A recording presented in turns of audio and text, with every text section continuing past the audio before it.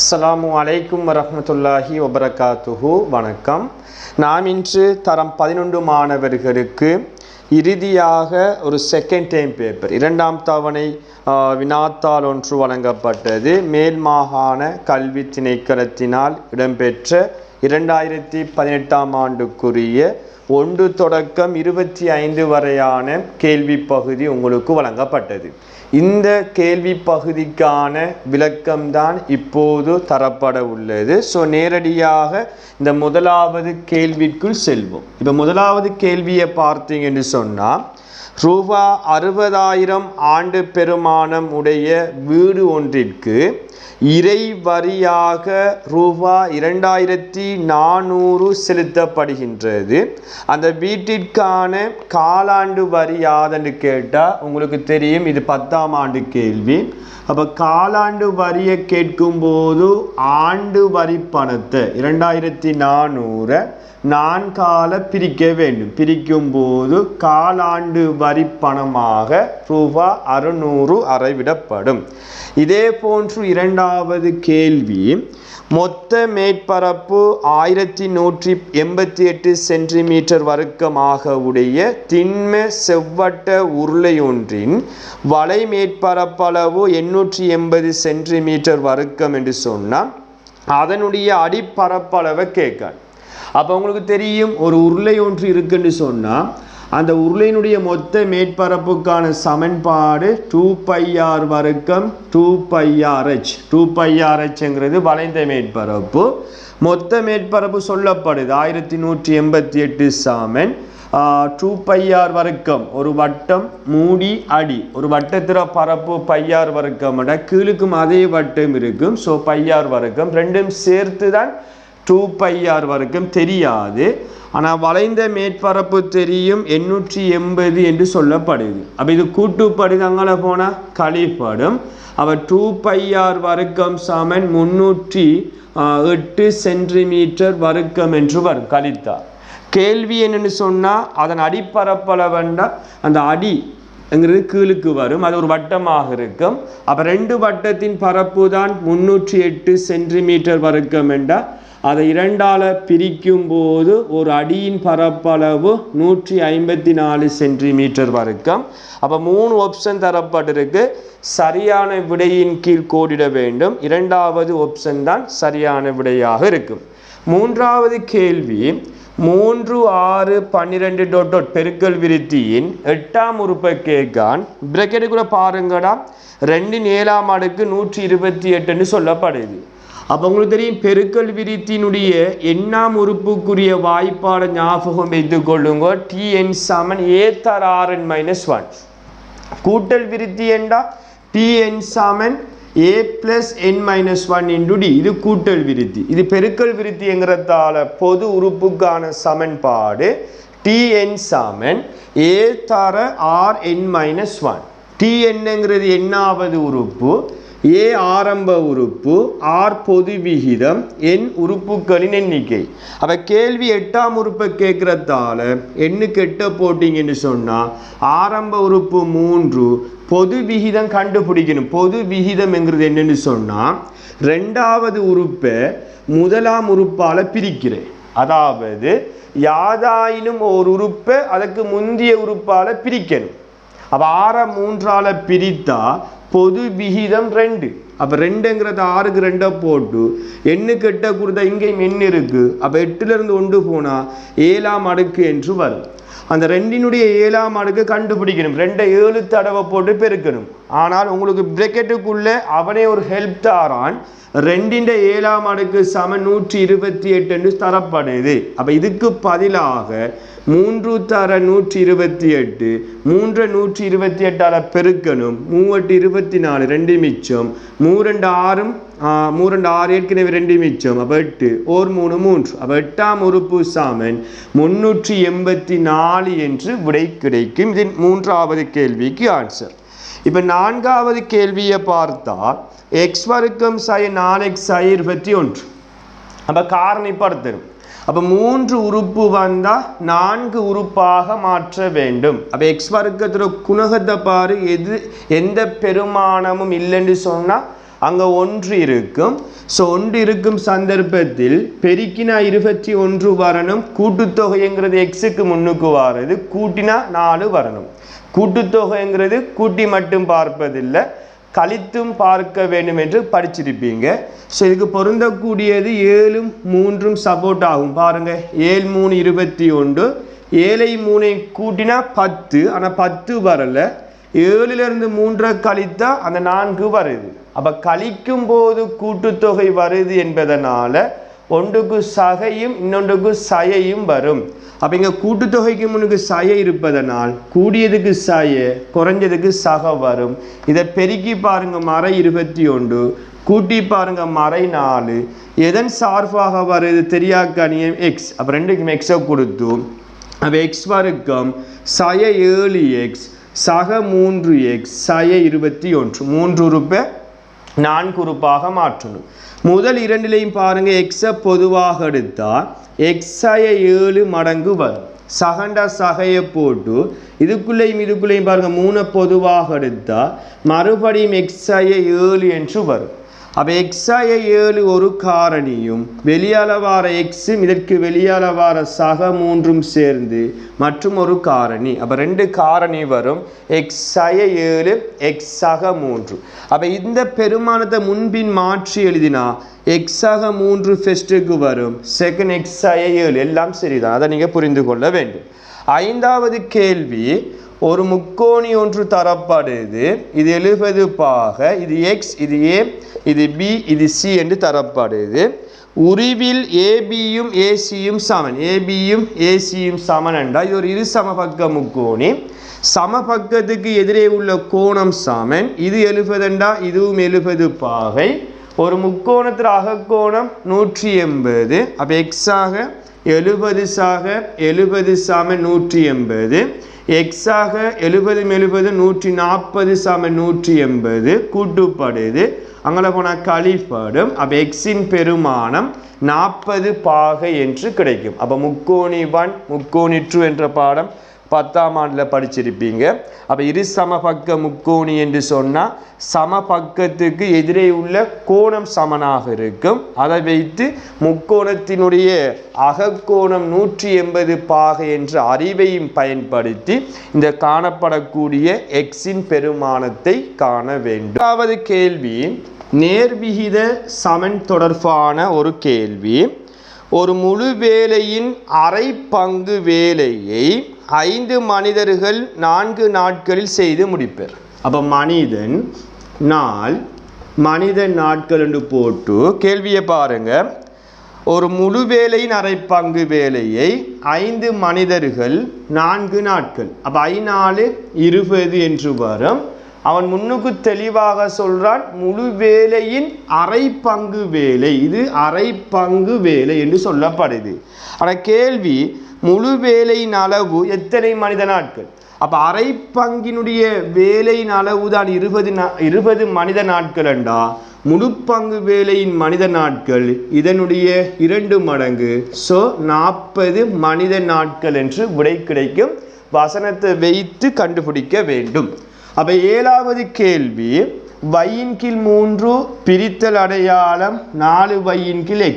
அப்போ பிரித்தலாக கணக்கு செய்ய முடியாது, பெருக்கலாக மாற்றும் போது 2வது பின்னம் தான் நிகர் மாற்றம் அடையும். ஸோ 1வது பின்னம் மாறாது. அப்போ y/y வெட்டுப்படும். இனி வெட்டுறதுக்கு ஒன்றுமில்லை. அப்போ எக்ஸின் கீழ் 3 தர 4 12 என்று விடை கிடைக்கும். இது ஃபைனல் ஆன்சர். இந்த 8வது கேள்வி முக்கோணிகளின் ஒருங்கிசைவு சம்பந்தமான கேள்வி.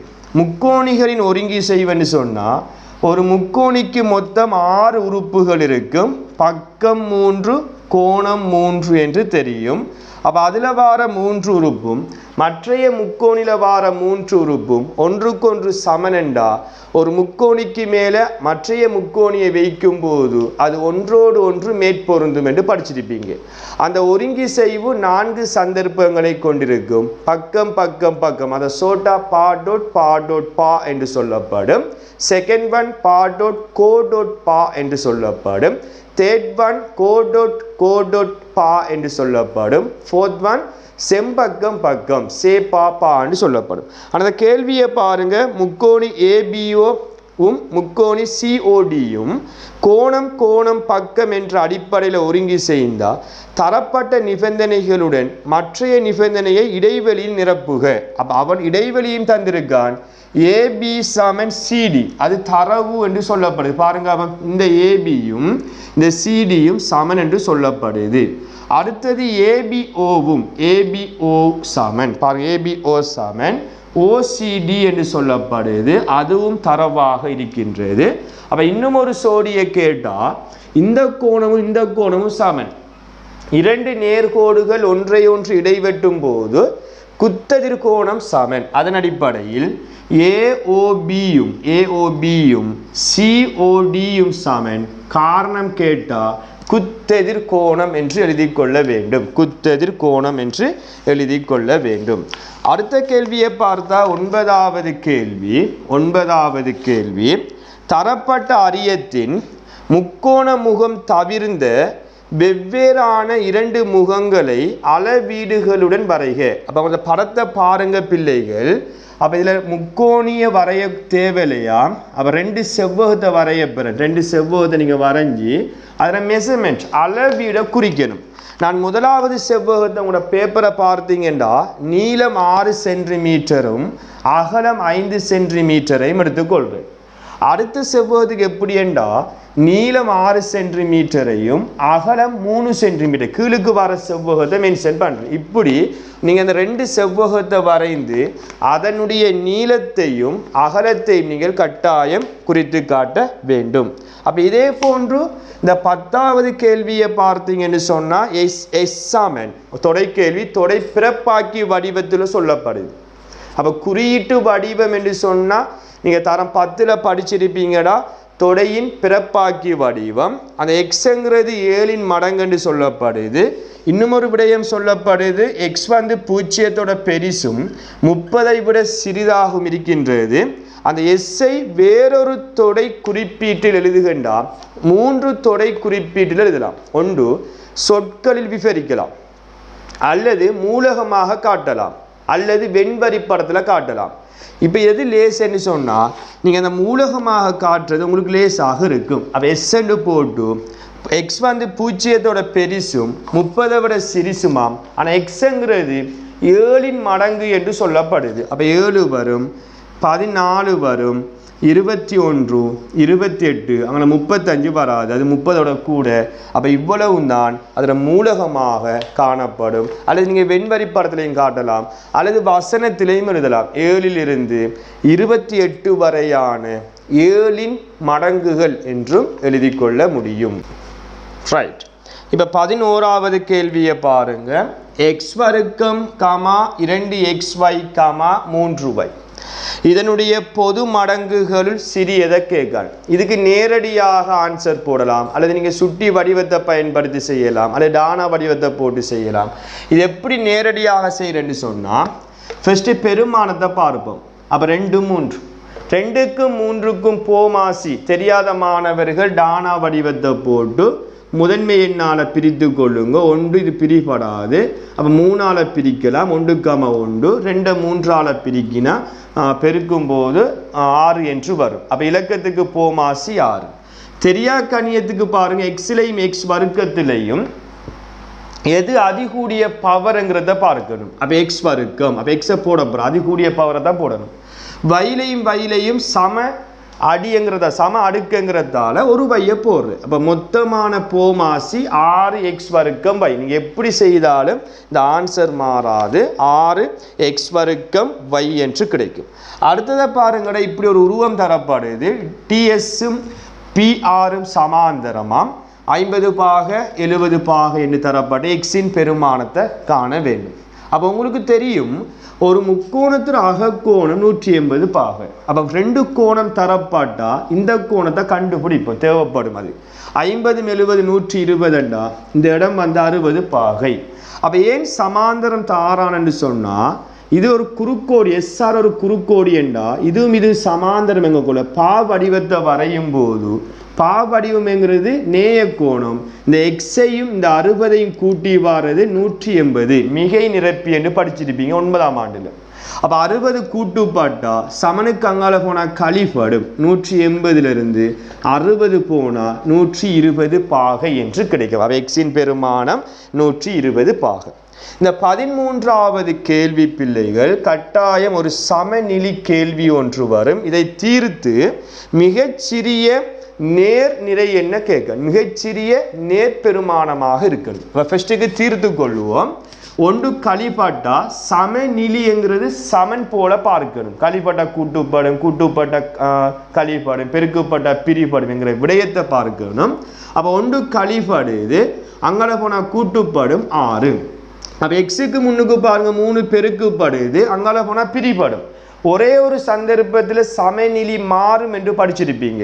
எக்ஸுக்கு முன்னுக்கு ஒரு மறைப்பெருமானம் பெருக்கப்பட்டாதான் அதை சமநிலைக்கு அங்கால கொண்டு போகும்போது இந்த சமநிலை அதற்கு எதிராக மாற்றமாக நோட் பண்ண வேண்டும். இப்படி வந்தால் இந்த மெத்தடில் நோட் பண்ணிக்கொள்ள வேண்டும். குறியீடு மாறாது. 6 மறை 3ஆல் பிரிக்கணும். எப்போது எக்ஸுக்கு முன்னுக்கு மறைப்பெருமானம் பெருக்கப்பட்ட மட்டும்.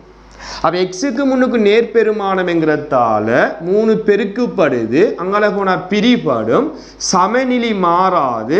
6 3ஆல் பிரித்தா 2. அப்போ இது எப்படி வாசிக்கப்படும் என்றால் எக்ஸ் ஆனது 2ற்கு சமனும் பெரிதும். அப்போ இதில் தீர்வுத்தோட எழுதுவோம். அப்போ எக்ஸ் வந்து 2ஐயும் எடுக்கும், அதை விட பெரிசையும் எடுக்கும். அப்போ 3 4 5 இப்படி போய்கொண்டே இருக்கும். ஆனால் கேள்வி என்னன்னு சொன்னால் எக்ஸ் எடுக்கக்கூடிய மிகச்சிறிய நேர்நிறையின் பெருமானம். அப்போ இதில் மிகச்சிறிய நேர்நிறையின் பெருமானம் 2. அப்போ எக்ஸின் பெருமானம் 2 என்று எடுத்துக்கொள்ள வேண்டும். அப்போ தீர்வுத்தோடைய எழுதி போட்டு அவன் கேட்ட கேள்விக்கு விடை எழுதும் போது மிகச்சரியான விடை உங்களுக்கு கிடைக்கும். இப்போ 14வது கேள்வி, ஓவை மையமாக உடைய ஒரு வட்டத்தில் ஏபியும் ஏசியும் 2 நாண்கள் ஆகும். ஏபி கமா ஏசியின் நடுப்புள்ளிகள் முறையே எக்ஸும் வையும். அப்போ ஏபின்னு நடுப்புள்ளி எக்ஸ் என்றா ஏஎக்ஸும் எக்ஸ்பியும் சமன். ஏசியின் நடுப்புள்ளி வை என்று சொன்னால் ஏவையும் வைசியும் சமனுங்கிறத நோட் பண்ணி காட்டப்பட்டிருக்கு. எக்ஸோவை 120 பாகைங்கிறதும் குறித்து காட்டப்பட்டிருக்கு. பிஏசியின் பருமனை கேட்கான். பிஏசி அதுக்கு எக்ஸ் என்று போடப்பட்டிருக்கு. அந்த எக்ஸின் பெருமானத்தை காணணும். நீங்கள் 10ஆம் ஆண்டில் ஒரு தேற்றம் ஒன்று படிச்சிருப்பீங்கடா, ஞாபகம் இருக்கணும். வட்டத்தின் மையத்திலிருந்து நாணுக்கு வரையப்படும் கோடு அந்த நாணை இரு சமனாக பிரித்தால், இந்த நாணை இரு சமனாக பிரித்தால் அந்த வரையப்பட்ட கோடு அந்த நாணுக்கு செங்குத்து என்கிறத நீங்கள் புரிந்து கொள்ள வேண்டும். அப்போ இதுவும் நடுப்புள்ளி இதுவும் நடுப்புள்ளிங்கிறதால இந்த துண்டும் சமன், இந்த துண்டும் சமன் என்று சொன்னால் மையத்திலிருந்து வரையப்பட்ட கோடு செங்குத்தாக இருக்குங்கிறத புரிய வேண்டும்.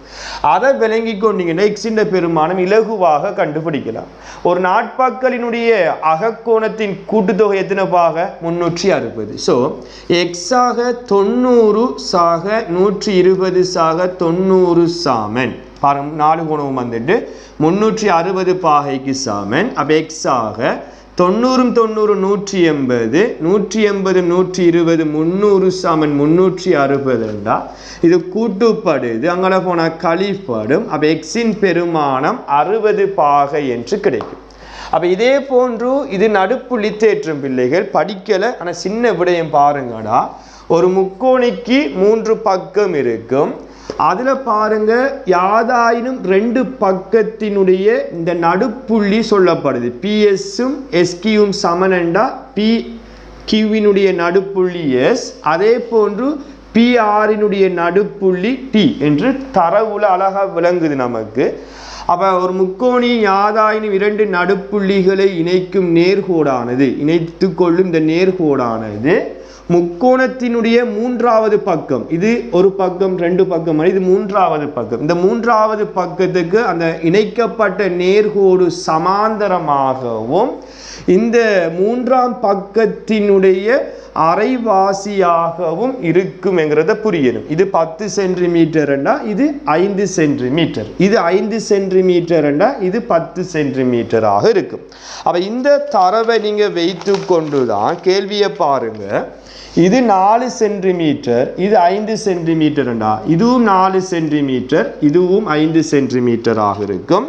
PQR சுற்றளவு, PQRனுடைய சுற்றளவு 28 இது 4 4 8 5 5 10, அப்ப 10 8 18, அப்ப 28 18 கழித்தா மீதி 10, அப்ப QR 10 சென்டிமீட்டர் என்று வரும். அதை நீங்க கண்டுபிடித்து STனுடைய நீளத்தை கேட்டா இப்ப சொன்ன தேற்றம் ஒரு முக்கோணத்தின் யாதாயினும் 2 பக்கத்தின் நடுப்புள்ளியை இணைக்கும் நேர்கோடானது அதன் மூன்றாம் பக்கத்துக்கு சமாந்தரமாகவும் அரைவாசியாகவும் இருக்கும். அப்ப அந்த 10னுடைய அரைவாசி தான் ST. So 5 centimetre. இந்த படத்துல நீங்க தரவை நோட் பண்ணி காட்டி போட்டு நேரடியாக விடைய போட முடியும். STனுடைய பெருமானம் 5 சென்டிமீட்டர். இப்ப 16வது கேள்வி, தரம் 11 மாணவர்களில் சித்திரம், சங்கீதம், நடனம், நாடகம் என்பவற்றை தெரிவு செய்யப்பட்டவர்களின் விவரங்களை தரப்பட்ட அட்டவணை காட்டுகிறது. நடனத்தை 45 மாணவர்கள் தெரிவு செய்தனர் எனின், நடனத்தை 45 மாணவர்கள், அப்ப நடனம் என்கிறது 90 பாகை, 90 பாகைக்கு 45 பேர் என்று சொன்னா கேள்வியை பாருங்க, நாடகத்தை தெரிவு செய்தோர் எத்தனை பேர்? அப்ப நாடகத்துல கோணத்தை கண்டுபிடிக்கணும். அதுல கோணம் தெரியாது. ஒரு வட்டம் எத்தனை பாகை? 360. அப்ப 140 70 210 90 300, அப்ப மீதமாக வரக்கூடியவை 60 பாகை. அப்ப 90 பாகைக்கு 45 பேர் என்று சொன்னா 60 பாகைக்கு எத்தனை பேர் என்று கேட்கப்படுது. அப்ப இப்படியான கேள்வி வரக்கோல இந்த தெரிந்த சோடியை நீங்க எடுத்துக்கொள்ள வேண்டும். இது பொதுவான மெத்தட், எந்த கேள்வி வந்தாலும் செய்யலாம். எண்ணிக்கை கேட்கப்படுகின்ற காரணத்தினால் தெரிந்த சோடியில எண்ணிக்கை மேல வரும், அதுல பாகை கீழே வரும். ஆரச்சிறை கோணத்தை கேட்டா ஆரச்சிறை கோணம் மேல வரும், அதுல எண்ணிக்கை கீழே வரும். அப்ப கேள்விக்கு ஏற்ற மாதிரி பின்னத்தை உருவாக்கி மற்றையதால பெருக்கணும். கேட்கிறது 60 பாகையால பெருக்கும் போது அந்த 60 பாகைக்குரிய அந்த மாணவர்களின் எண்ணிக்கை வரும். 0 0 வெட்டலாம், 9 45 சுருக்கலாம், 1 முறை 5 முறை 5 6ஆல பெருக்கும் போது 30 பேர் என்று விடை கிடைக்கும். அப்ப நாடகத்தை விரும்பக்கூடிய மாணவர்களின் எண்ணிக்கை 30 ஆகும். ரைட். இப்ப 17வது கேள்வி, தரப்பட்ட உருவம் ஓவை மையமாக உடைய ஒரு வட்டம் ஆகும். A, B, C, D என்பன வட்டத்தில் பரிதியில் அமைந்துள்ள புள்ளிகள் ஆகும். கீழே அட்டவணையில் தரப்பட்ட தகவல்கள் சரியாயின் சரி எனவும் பிழையாயின் பிழை எனவும் எழுதுக. இப்ப கேள்வியை பாருங்க. AOD, இந்த AOD மைய கோணம் எதுக்கு சமனண்டா 2BD, அதாவது 2ABD, அதாவது இது இப்போ உங்களுக்கு தேற்றம் ஒன்று தெரியும், நீங்கள் படிச்சிருப்பீங்க. வட்டத்தின் மையம் என்று சொன்னால் இந்த OAயும் இந்த ODயும் என்னவாக இருக்கும்? ஆரையாக இருக்கும். அப்போ இது ஒரு மைய கோணம். வட்டத்தின் மையத்தில் எதிரமைக்கும் கோணமானது பரிதியில் எதிரமைக்கும் கோணத்தின் 2 மடங்கு. அப்ப இங்க வார பாகையின் 2 மடங்கு தான் மைய கோணம் என்று தேற்றம் 10ஆம் ஆண்டுல படிச்சிருப்பீங்க. அப்ப அந்த விடயம் தான் சொல்லப்படுது. இந்த AOD எதுக்கு சமன் என்று சொன்னா 2 தர ABDக்கு சமன் என்று சொல்லப்படுது. அப்ப கூற்று சரியா பிழையா? சரி. அப்ப அந்த கூற்று சரி என்று போடணும். அடுத்து ABDயும் ACDயும் சமனாம். ABDயும் ACDயும் உங்களுக்கு அழகா தெரியும். இது ஒரு சீருவில். ADயை நம்ம சீருவில் எடுத்தோம்னா இங்க போய் Bல முட்டி Dல ஃபினிஷிங் ஆகுறதும், அதே மாதிரி Cல போய் முட்டி Dல ஃபினிஷிங் ஆகுற இந்த பரிதி கோணம் ரெண்டும் ஒன்றுக்கொன்று சமன். காரணம் வந்து ஒரே துண்டக்கோணம். இதுவும் 10ஆம் ஆண்டுல படிச்சிருப்பீங்க. ஒரே துண்டக்கோணம் ஒன்றுக்கொன்று சமன். ஸோ 2 கூற்றும் சரி என்று வரும். 18வது தரப்பட்ட உருவில் ஏயில் இருந்து பிக்கான இறக்க கோணத்தை காண்க. அப்ப ஏயில் இருந்து பியை பார்க்கணுமெண்டா இறக்க கோணத்தை கேட்டா இது ஒரு நிலைக்குத்தான தூணாக இருக்கும். இது ஒரு கிடைக்கோடு. அப்ப நிலைக்குத்துக்கும் கிடைக்கோடுக்கும் இடைப்பட்ட கோணம் செங்கோணமாக இருக்கு. அப்ப இது 50 பாகை என்று சொன்னா அப்ப 90ல இருந்து இந்த 50ஐ கழிக்கும் போது இந்த இடம் 40 பாகை. அப்ப ஏயிலிருந்து பிக்கான இறக்க கோணம் வந்து 40 பாகை என்று வரும் என்று விளங்கிக் கொள்ள வேண்டும். 19வது கேள்வி ஒரு வரைவு ஒன்று தரப்படுகிறா. ஏபியின் படித்திறனை கேட்டா 2 ஆள்கூரை நோட் பண்ணணும். அப்ப இந்த 7 ஆள்கூரை பாருங்க 0,3 பியினுடைய ஆள்கூறு 6,5 என்று தரப்படுது. அப்ப இதுக்கு பேர் வைக்கணும். இது x1 இது y1. எப்பயும் ஒரு ஆள்கூறுல முதலாவது வாராட்சி x அச்சு பிறகு வாராட்சி y அச்சு. இது x2 இது y2 என்று பேர் வைத்து படித்திறன் சமன் y ஆவியின் கீழ் x ஆவி என்று படிச்சிருப்பீங்க. ஆவி என்ற ஆள்கூறு வித்தியாசம். நான் இப்போ 5ல இருந்து 3 கழித்தா எக்ஸையும் 6ல இருந்து 0 கழிக்கணும். அப்போ 5ல இருந்து 3 போனால் 2, 6ல இருந்து 0 போனால் 6. இதை சுருக்கலாம் 1/3. ஸோ படித்திறன் சமன் 1/3 என்று விடை கிடைக்கும். இதுவும் 10ஆம் ஆண்டுல படிக்கப்பட்ட ஒரு விடயம். கேள்வி ஏபிசிடியும் சிடிபிக்யூவும் 2 இணைகரம். உங்களுக்கு தெளிவாக அந்த படத்தில் பார்த்தா விளங்கும். ஏபிசிடி ஒரு இணைகரம், சிடிபிக்யூ என்கிறதும் ஒரு இணைகரம். அந்த தரவுகளை பயன்படுத்தி முதலாவது கேள்வி பிக்யூ இன் நீளத்தை காண்க. பிக்யூ இந்த நீளத்தை கேட்க. உங்களுக்கு தெரியும் இணைகரம் என்றால் என்ன, இணைகரத்தினுடைய பண்புகள் யாது என்கிறது புரிய வேண்டும். இணைகரம் என்று சொன்னால் எதிர்பக்கம் சமனும் சமாந்தரமும், அதாவது இதுவும் சமனாக இருக்கும் சமாந்தரமாகவும் இருக்கும், இதுவும் சமனாக இருக்கும் சமாந்தரமாகவும் இருக்கும். அதே போன்றான் மற்ற இணைகரமும் என்கிறத புரிய வேண்டும். அடுத்த பண்பு தெரியணும் உங்களுக்கும். எதிர்பக்கம் சமன் முதலாவது பண்பு. இரண்டாவது பண்பு எதிர்கோணங்கள் சமன். மூன்றாவது பண்பு மூலைவிட்டம் இணைகரத்தின் பரப்பளவை இரு சம கூறிடும். நான்காவது பண்பு 2 மூலைவிட்டங்களும் ஒன்றை ஒன்று இரு சம கூறிடும். அந்த பண்பு தெரிஞ்சாதான் ஃபர்ஸ்ட்டுக்கு பாருங்க ஏபி 6 சென்டிமீட்டர் என்றால் டிசியும் 6 சென்டிமீட்டர். இப்போ அடுத்ததை பாருங்க டிசியும் பிக்யூவும் சமன்ங்கிறதால இந்த இணைகரத்தினுடைய இந்த எதிர்பக்கமும் சமன்ங்கிறதால டிசி 6 என்று கண்டுபிடித்துட்டோம். ஆகவே பிக்யூ சமன் 6 சென்டிமீட்டராக இருக்கு. இது முதலாவது கேள்விக்கு ஆன்சர். செகண்ட் ஒன் ஏயின் பெருமானத்தை கேட்டா பிள்ளைகள் இது 40 என்று சொன்னா இந்த இடம் எத்தனை பாகையாக இருக்கும்? 40 பாகை. காரணம் எதிர்கோணம் ஒன்றுக்கொன்று சமன் இணைகரத்தில்.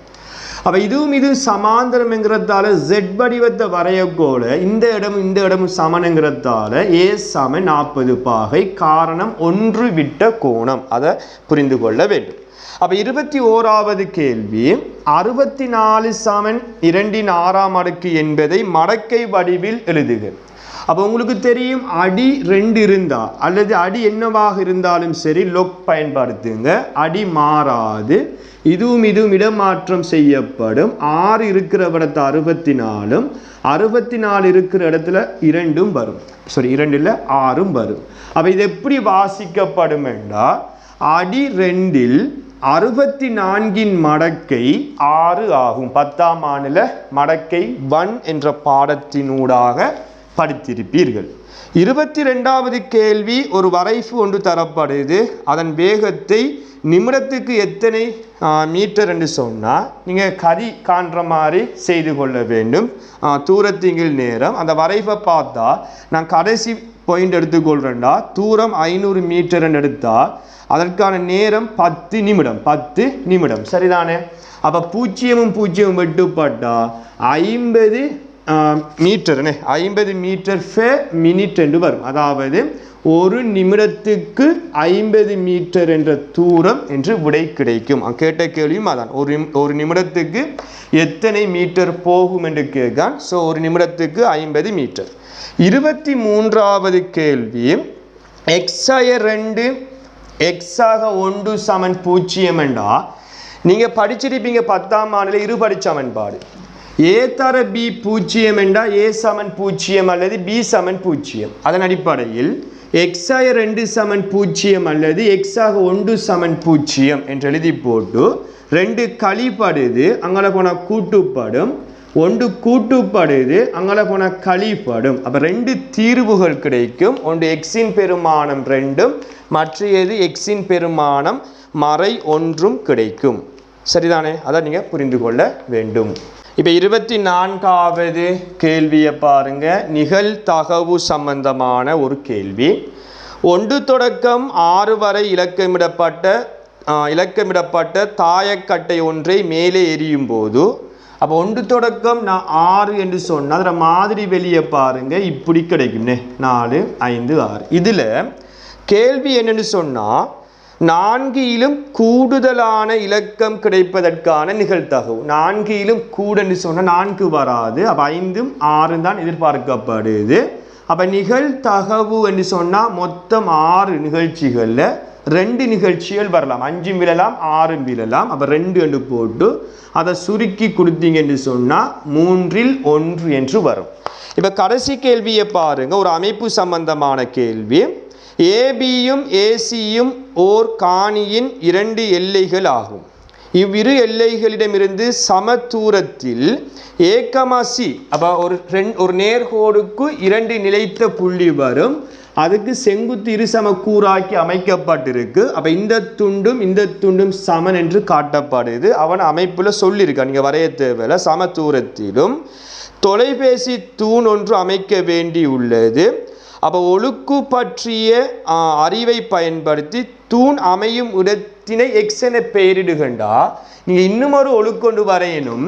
2 நேர்கோடு ஏபி என்ற நேர்கோடும் பிசி என்ற நேர்கோடும் சந்திக்கும் போது ஏ என்ற உச்சி, ஏ என்ற கோணம் உருவாகும். அப்போ இந்த கோணத்தை நீங்கள் என்ன செய்யணும்னா இரு சமக்கூறாக்கணும். எப்படி என்றா இவரத்தை ஊசை வைத்து ஒரு சிறிய தூரத்தை எடுத்து 2 நேருடைய வெற்ற மாதிரி வில்லொண்டு வரையணும். சரிதானே? அது 2 வடத்தை என்ன செய்யும் வெட்டும். அதை நீங்கள் மார்க் பண்ணி விட்டு கவராயத்தின் ஊசியை இவரத்தை குத்தி அளவை நீங்கள் மாற்றலாம் என்று சொன்னால் கூட்டலாம் அல்லது குறைக்கலாம். நீங்கள் கூட்டிக் கொள்ளுங்க. இவரத்தை கவராயத்தில் ஊசியை குத்தி இப்படி ஒரு நடுவில் வில்லொண்டு வரைங்க. அந்த அளவை மாற்றாமல் நீங்கள் எந்த தூரத்தில் இவரத்தை வைத்து இந்த வில்லை வரைந்தீங்களோ அந்த அளவை மாற்றாமல் இவரத்தை ஊசியை குற்றி மறுபடியும் ஒரு வில்லொண்டு வரைவீங்க.